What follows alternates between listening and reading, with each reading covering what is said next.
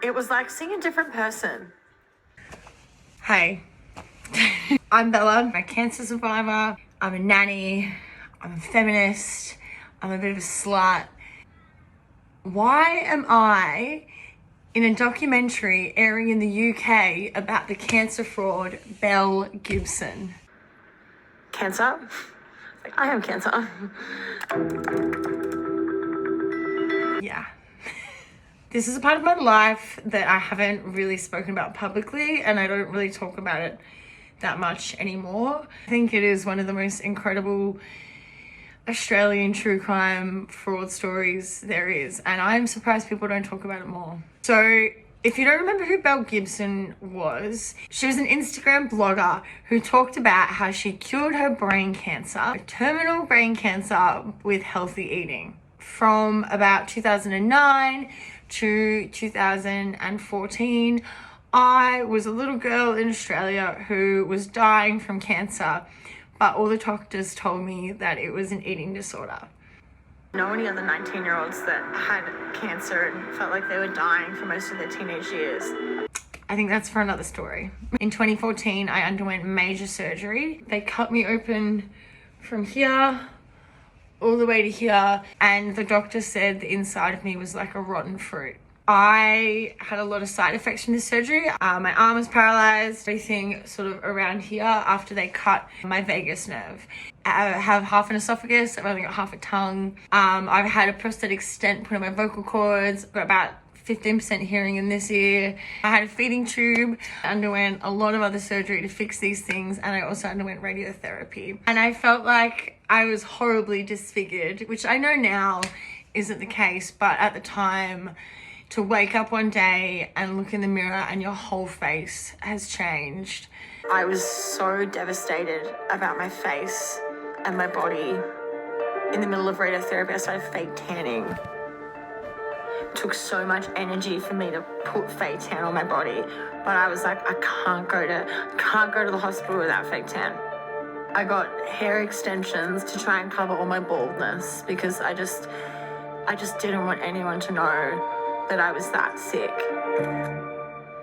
But this is only one tangent in this very complicated story. So while all this was going on, my beautiful Auntie Jen had also been diagnosed with a secondary cancer. All the while, Belle Gibson was releasing her book and her app, claiming that she had cured her terminal cancer and profiting off this said cancer cure.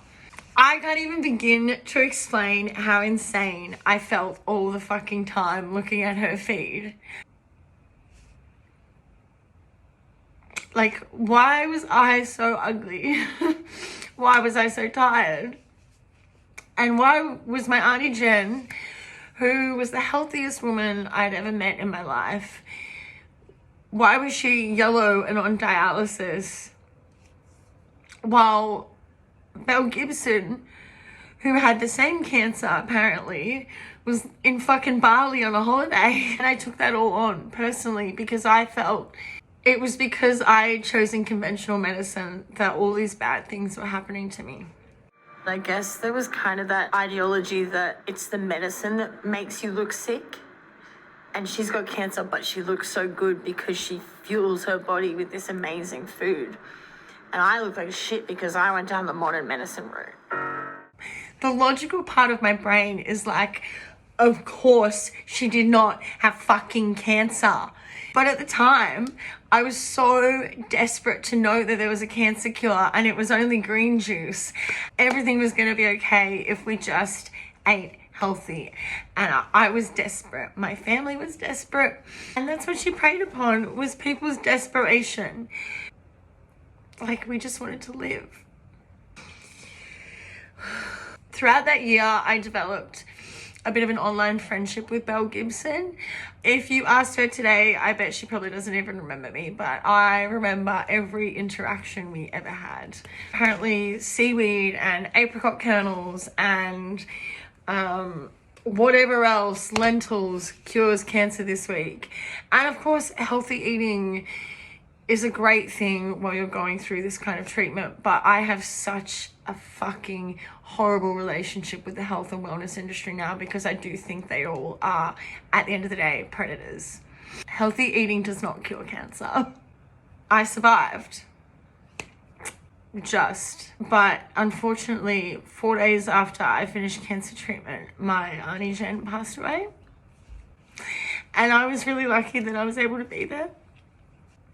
But I still hadn't recognized this cognitive dissonance between what I was seeing in my real life, which was the true effects of cancer, versus what I was seeing on my Instagram feed with Belle Gibson, which was her flying to LA to meet with Apple to promote her new app. I remember when the news dropped and I was in the supermarket and the papers had announced that she'd been faking it the whole time. I was just so angry. So my cousin at the time was an editor at an online magazine, and I wrote an article for her about my relationship with Belle Gibson and my relationship with conventional medicine versus alternative medicine. And I guess that went a little bit viral in that cute little 2015 viral kind of way, and that's how Richard Gilliatt found me.